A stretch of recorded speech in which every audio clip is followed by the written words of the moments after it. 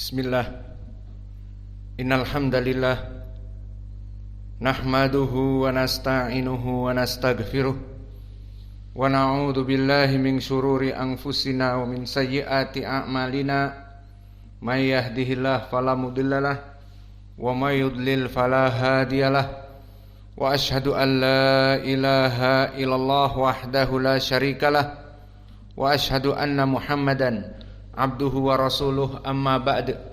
Alhamdulillah fi hadal yaum ba'dal asr yaumul itsnain khamis min syahri Ramadan 1444. Maka kita lanjutkan kajian di Fakultas Ilmil Fiqh dalam pembahasan kitab Al-Akhbar As-Sahihah fi Ahkami Siyami Ramadan, dalam pembahasan Al-Faslu Rabi', pasal yang keempat, malam yufsidis siyam ala rajih, perkara-perkara yang tidak membatalkan puasa secara rajih.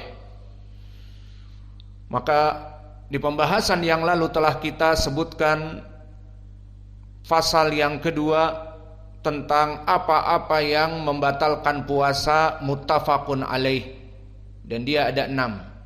Kemudian di pelajaran yang lalu di pasal yang ketiga, ma yufsidu asyam ala rajih, perkara yang membatalkan puasa secara rajih.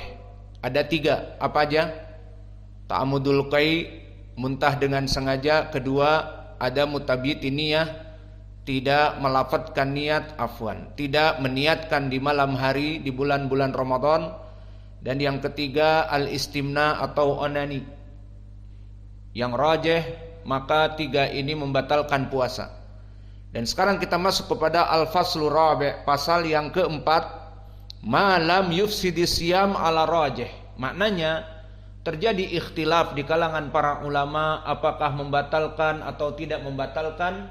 Maka yang rajih tidak membatalkan puasa. Maka untuk perkara yang pertama ini, dia adalah al-hijamah.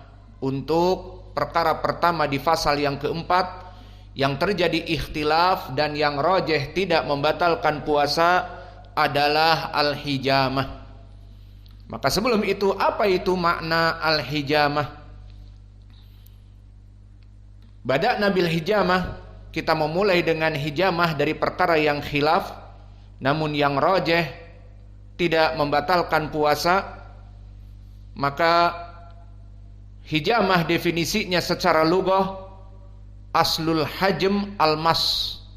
Kalimat al-hijamah diambil dari al-mas, dan makna mas adalah menyedot.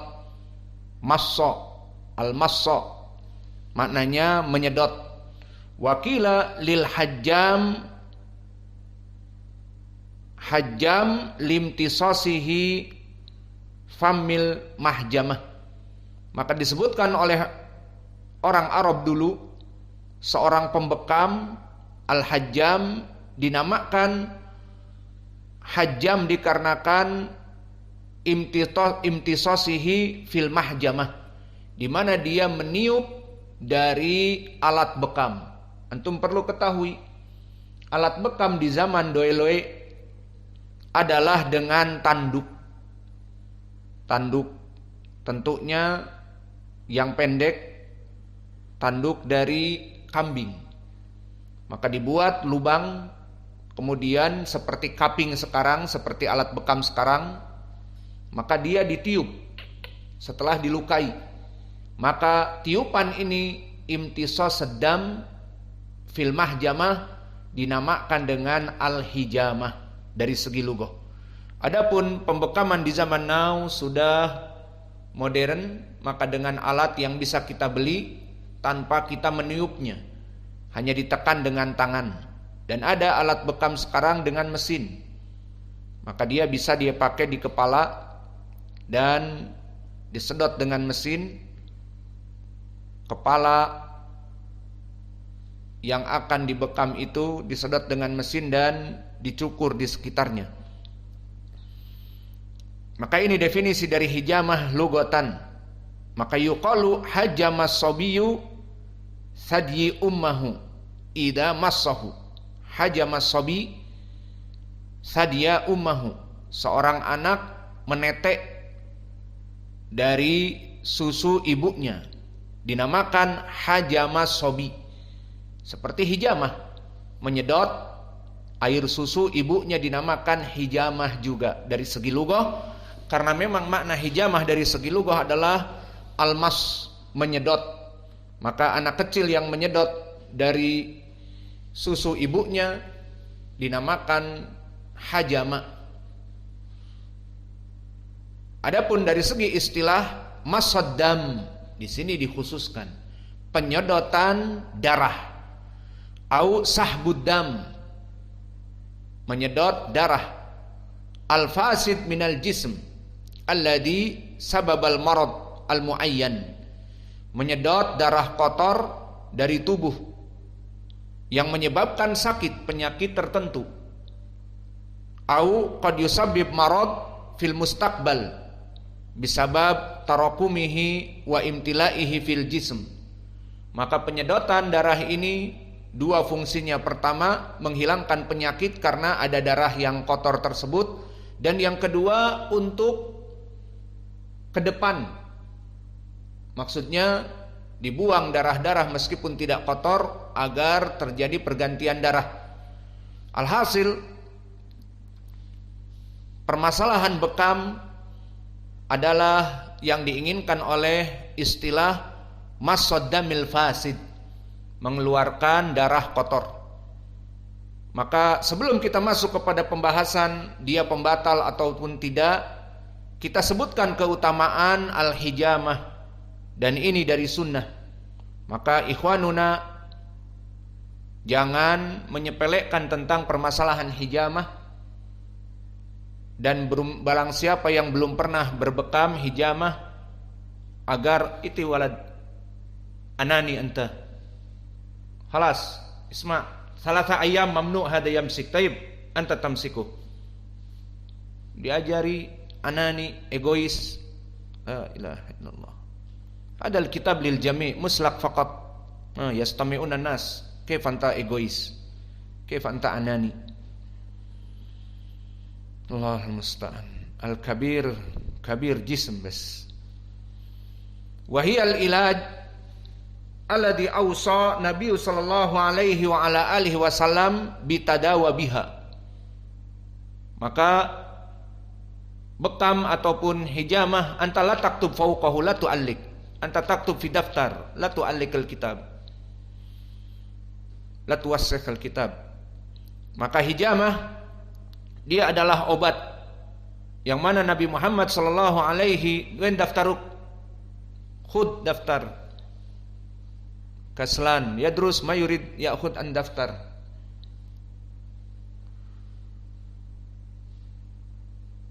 Maka disebutkan oleh Nabi bahwa dia adalah obat.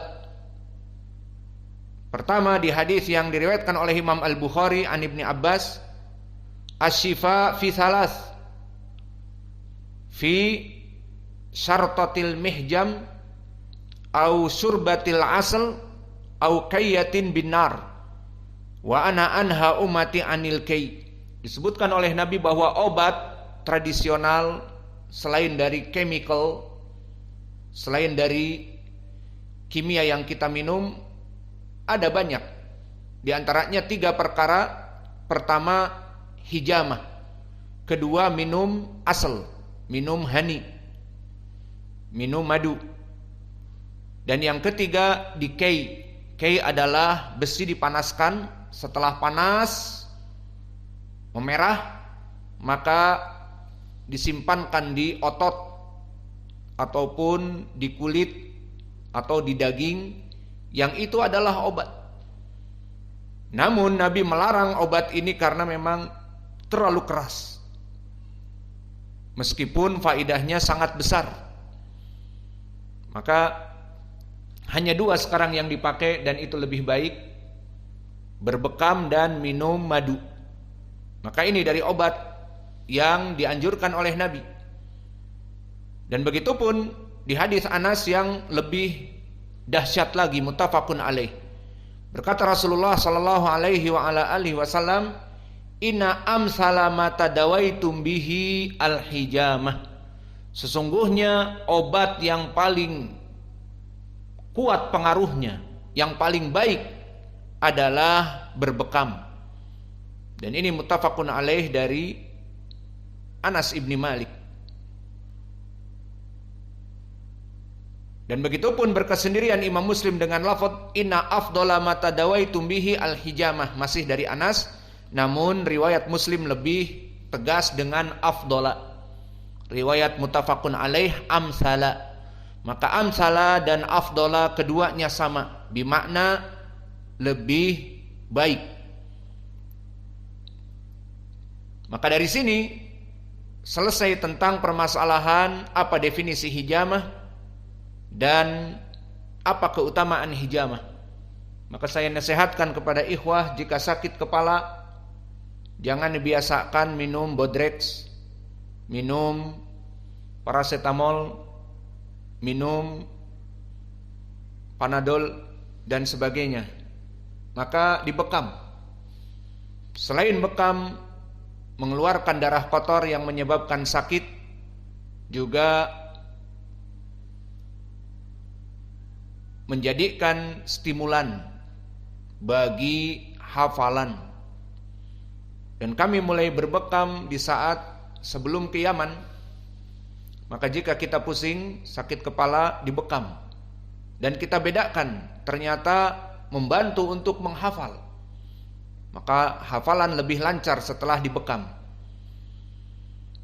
Adapun dari segi hukum permasalahan fikih kita di sini, fikih Ramadan, binisbatil hijamah fi nahar Ramadan aw inda shaim, qad ikhtalafal ulama fi hadhil mas'alah ala qaulin masyhurain. Maka jika kita masalahkan berbekam ini dari segi ilmu fikih, orang-orang yang berpuasa di siang Ramadan dan berbekam telah terjadi ikhtilaf di kalangan para ulama. Yang masyhur dua ucapan. Al-qaul awal anal hijamah tuftir. Ucapan yang pertama, hijamah itu membatalkan. Dan ini qaul minas salaf, dari para ulama seperti madhab Imam Ahmad dan Ishaq ibnu Rahaweh, dan juga Ibnu Khuzaimah, dan juga Al-Auza'i dan Atha, dan Ibnu Sirin dan Al-Hasan Al-Basri. Dan naik lagi kepada para sahabat, madhabnya Abi Hurairah, Aisyah, dan Ali ibni Abi Thalib. Maka mereka mengatakan semuanya yulzimu al-muhtajim fi Ramadan al-qada wal kafarah, mengharuskan untuk membayar qada, adapun kafarah tidak. Maksudnya dengan membayar qada berarti batal puasanya. Dan madhab yang kedua, dan ini adalah madhab jumhur ulama, seperti dinukilkan oleh Imam At-Tirmidzi, wa qad dhahaba ba'du ahlil ilm min ashabi Nabi Muhammad sallallahu alaihi wasallam wa ghairihim lam yarawul hijamah li sha'im ba'san, wa huwa qaul Asy-Syafi'i wa Malik ibni Anas wa Sufyan Ats-Tsauri. Maknanya jumhur dari madhab al-arba'ah. Maka dari ucapan yang kedua dikatakan anal hijamah la tuftiru, bahwa hijamah tidak membatalkan puasa. Lalu mana pendalilan yang mengatakan tidak membatalkan puasa? Pendapat jumhur dan pendapat penulis. Karena penulis memasukkan hijamah kepada bab yang keempat, malam yufsidus siyam ala rajih, perkara yang tidak membatalkan puasa secara rajih. Maka al-hijamah tidak membatalkan puasa. Dalilnya mana? Dalil-dalilnya sangat kuat. Pertama, hadis diriwayatkan oleh Imam Al-Bukhari.